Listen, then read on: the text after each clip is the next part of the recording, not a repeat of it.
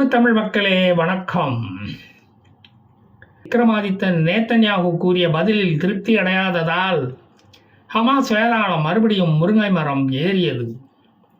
ஹமாஸ்கள் தங்கள் கெட்டப்பை மாற்றி கருப்பு உடை தரித்து முருங்கை மரம் ஏறியிருக்கிறார்கள்.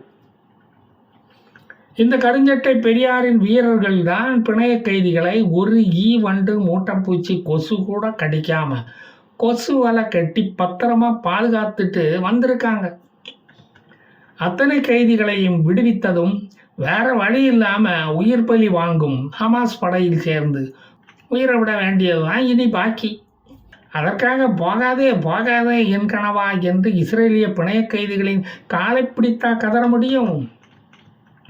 படைச்சவன் விதிச்ச படையில சேர்ந்து உயிரை விட வேண்டியது தான். படைச்சவன் விதிச்சது அவ்வளவுதான். இந்த கருஞ்சட்டை பெரியாரிய படைகள் செல்போன் யூஸ் பண்ணுவது கிடையாது. வாக்கி டாக்கியில் பேசி உயிரை விடுவதும் கிடையாது. டைம் பாம் பேஜரில் மெசேஜ் அனுப்புவதும் கிடையாது. அப்புறம் எப்படித்தான் செய்தியை பரிமாறிக்கொள்ளுகிறார்கள்? எல்லாம் விடியல் மெசேஜ் டெக்னிக் தான். அதாங்க துண்டுச்சீட்டு டெக்னிக். துண்டுச்சீட்டில் எழுதி புறா காலில் கட்டி அனுப்புனாலும் வெள்ளைக்காக்கா பறக்குதுடோயின்னு இஸ்ரேலியன் சுட்டு சூப்பு வச்சிட்றானே. அதனால சிவிலியன் உடையில் கொல்லைக்கு போகிற மாதிரி கொரியர் சர்வீஸ் நடத்துகிறோம். இதுக்குன்னு ப்ரொஃபஷனல் கொரியர்கிட்டையா கொண்டு போய் கொடுக்க முடியும்? அவன் இங்கே ஆஃபீஸ் திறந்தா அவன் ஆஃபீஸ் தான் பூட்டிக்குமே. பிணைய கைதிகளுக்கு ஒரு நெய் ரோஸ்ட் பார்சல் அப்படின்னு சத்தமாக கத்தக்கூட முடியாது. இங்கே கண்டுபிடிச்சிடுவான். ஸ்வயங்கன்னு தோசை சுட்டாலும் கண்டுபிடிச்சிடுவான். இஸ்ரேலிய பாம்பு காதுக்கு அது நல்லாவே கேட்கும். நெய் ஊற்றுனாதான் அவன் மூக்கில் வேர்த்து கொட்டிடுவேன். அதனால தினமும் காஞ்ச ரொட்டியை கொடுத்து தான் பிணைய கைதிகளை இவ்வளவு நாளாக காப்பாற்றிட்டு வர்றோம். எந்த இடத்துல அவங்கள பதுக்கி வச்சுருந்தாங்க என்ற ரகசியமும் இப்போ இஸ்ரேலுக்கு தெரிஞ்சு போச்சு. இனி நெருப்பு கோழி ஆட்டம் பொந்துக்குள்ளே தலையை விட்டுக்கிட்டு இருக்க முடியாதுல்ல. அதான் கருப்பு உடை தரித்துக்கிட்டு பெரியாரிஸ்டுகளாக மாறிட்டோம். முகமது டெய்ஃப் ஒளிஞ்சிருக்கிற இடத்த இப்படித்தான் ஒரு ஹமாஸு கருங்காலி இஸ்ரேலிய இராணுவத்துக்கிட்ட போய் போட்டு கொடுத்துட்டான். அவன் ஒரு நல்ல காரியம் பண்ணனா அவன் கருங்காலி தானே. உடனே ஐடிஎஃப் இராணுவம் சுதாகரிச்சுக்கிட்டு வந்து முகமது டெய்ஃபு கூட அரபி மொழியில் பேசி ஒரு முக்கியமான தகவல் இருக்குது, உடனே உங்கள் வீட்டுக்கு போய் என்னை கூப்பிடுங்க அப்படின்னு சொல்லி அவனை மேல் மாடிக்கு வரவழைத்து அவனை அஸ்தி ஆக்கியது இந்த இஸ்ரேல் இராணுவம். அதனால இஸ்ரேல் இராணுவத்துக்கிட்ட படு ஜாக்கிரதையாக பழகணும். அதிலிருந்து செல்ஃபோனுக்கும் பெப்பே, செங்கல் ஃபோனுக்கும் பெப்பே அப்படின்னு சொல்லிவிட்டது இந்த ஹமாஸ். இஸ்ரேலிய உளவாளி அந்த ஹமாஸ் வீரன் கூட முகமது டெய்ஃப் இருக்கும் இடத்தை ஒரு துண்டு சீட்டில் தான் எழுதி இஸ்ரேலிய இராணுவத்திடம் கொடுத்தானாம்.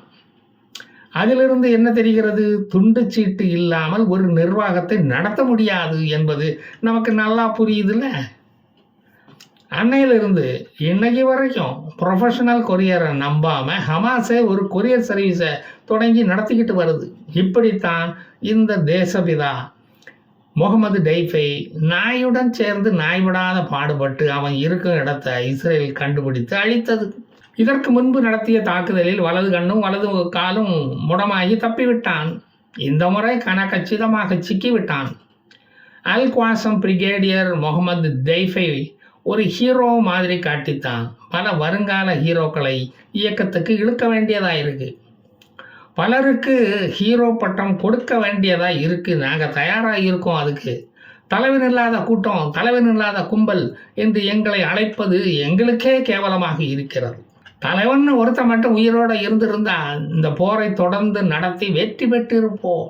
சீஸ்ஃபயருக்கே சம்மதித்து இருக்க மாட்டோம். ஸ்டாலின் மாதிரி ஒரு சர்வாதிகாரி மட்டும் எங்கள் இயக்கத்துக்கு கிடைத்திருந்தால் வெற்றிகரமாக பாலஸ்தீனத்திலும் விடிந்திருக்கும். இப்போ இடிந்து கிடக்கும் செங்கல்கள் திருட்டு போகாமல் பாதுகாக்க வேண்டிய முழு பொறுப்பு வேற நமக்கு இருக்கு. இன்னசென்ட் இஸ்ரேலிய பிணைய கைதிகளுக்கு பதிலாக இஸ்ரேல் விடுவிப்பது தேச போராளிகளை அல்ல, அப்பாவி இஸ்ரேலியர்களை கொன்ற கொலையாளிகளை, பயங்கரவாதிகளை, பெண் அடிமைவாதிகளை, அவர்களைத்தான் விடுதலை செய்கிறது. இப்போது அவனுங்க வெளியே வந்தால் தான் அடுத்த ஆள் கடத்தலுக்கு துணிச்சலாக வேலை செய்வானுங்க. அவனுங்க வெளியே வந்தால் காசாவையாக கட்டி எழுப்ப போகிறானுங்க. அவனுக்கு தெரிஞ்ச தொழிலைத்தானே அவன் பார்க்க முடியும். எவ்வளவு வேலைகள் பாக்கி கிடக்குது எங்களுக்கு தெரியுமா? மிசைல் சிட்டியை கட்டமைக்க வேண்டியிருக்கு, சீரமைக்க வேண்டியது இருக்குது. இரும்பு குழாயை அறுத்து ஏவுகணைகள் தயாரிக்க வேண்டியது இருக்குது. காசாவில் இருந்து ஈரானுக்கு டைரக்ட் டனல் தோண்ட வேண்டியது இருக்குது. இப்படி தலைக்கு கீழே ஏகப்பட்ட வேலை பாக்கி இருக்குது. ட்ரம்ப் ஆட்சிக்கு வந்ததால் நாங்கள் பயந்துக்கிட்டு சீஸ்ஃபயருக்கு சம்மதித்து விட்டோம் என்று கூறுகிறார்கள். அவருக்கு பயந்து தான் முகத்தில் கருப்பு துணியை கட்டிக்கிட்டு திரிகிறோன்னு இந்த அறிவிலிகள் சொல்லுகிறார்கள். என்னத்தை சொல்ல, ஹமாஸில் பிளாக் கேட்ஸ்னு ஒன்று இருக்குன்னு இன்னைக்கு தான் இஸ்ரேலுக்கே தெரிஞ்சிருக்கு. புதிய மந்தையில் பழைய கல்லுன்னு ஓப்பனாக சொல்லவா முடியும்? நாளைக்கு பச்சை துணியை கட்டி இஸ்ரேலுக்கு குழப்பம். எல்லாம் எங்கள் இஷ்டம் தானே. அவன் எப்போ வருவான், எப்படி வருவான் என்று யாருக்குமே தெரியாது. எங்களுக்கே தெரியாது. உயிரோடு இருந்தால் கண்டிப்பாக அங்கே வந்திருப்பான். முகமது அபு அசீத் என்ற அக்டோபர் 7ஆம் தேதி ஹீரோவை இஸ்ரேலிய இராணுவம் செப்டம்பர்லேயே கொண்டு விட்டது. சீஸ்ஃபயர் படம் ஓடிக்கிட்டு இருந்ததால் இஸ்ரேல் இராணுவம் அதை வெளியே சொல்லவே இல்லை. இவன் தான் ஒரு இஸ்ரேலிய பெண் இராணுவ வீராங்கனையை கையை கட்டி இழுத்துக்கிட்டு போய் ஜீப்பில் ஏற்றி கொண்டு போனான். அது பல சோசியல் மீடியாவிலும் டிவியிலும் வெளிவந்ததை நீங்கள் பார்த்துருப்பீங்க.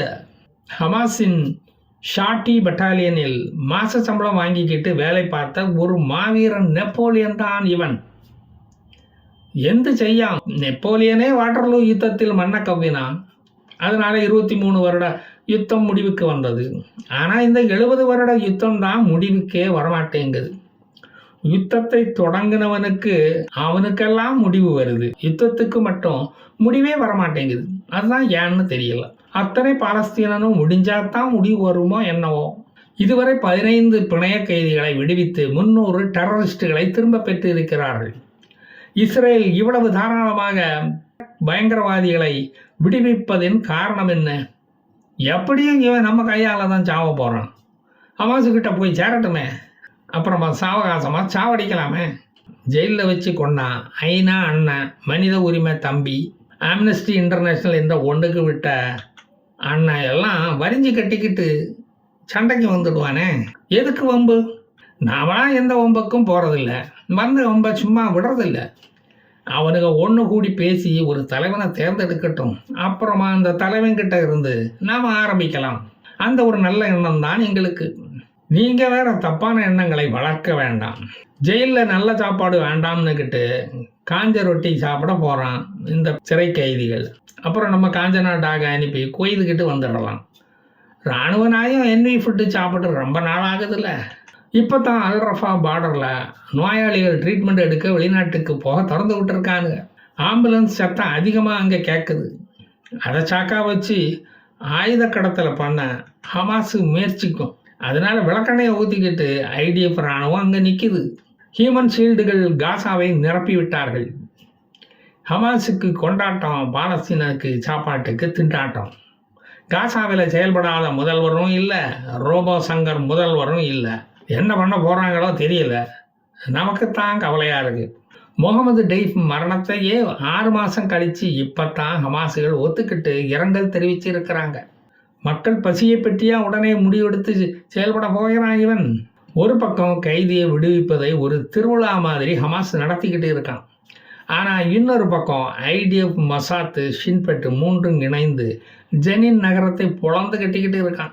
ஹமாஸ் ரீகுரூப் ஆக முடியாதபடி அங்கே வேலை நடந்துக்கிட்டு இருக்கு. காரில் தப்பி சென்ற டெரரிஸ்டுகளை விமானப்படை தாக்கி அழித்து விட்டது. சீஸ்ஃபயர் காசாவுக்கு மட்டும்தானே, வெஸ்ட் பேங்குக்கு தான் கிடையாதே. அதனால் அங்கே தாராளமாக கைதிகள் விடுவிப்பு நாடகத்தை தாராளமாக நடத்திக்கோங்க. கருப்பு துணியால் கண்ணை கூட கட்டிக்கிட்டு நடத்திக்கோங்க. நாங்கள் இங்கே பார்த்துக்கிறோம். அப்போது நான் வரட்டா, மீதி கதைகளை மீண்டும் வந்து சொல்லுவேன். ஜெய் ஹிந்த்.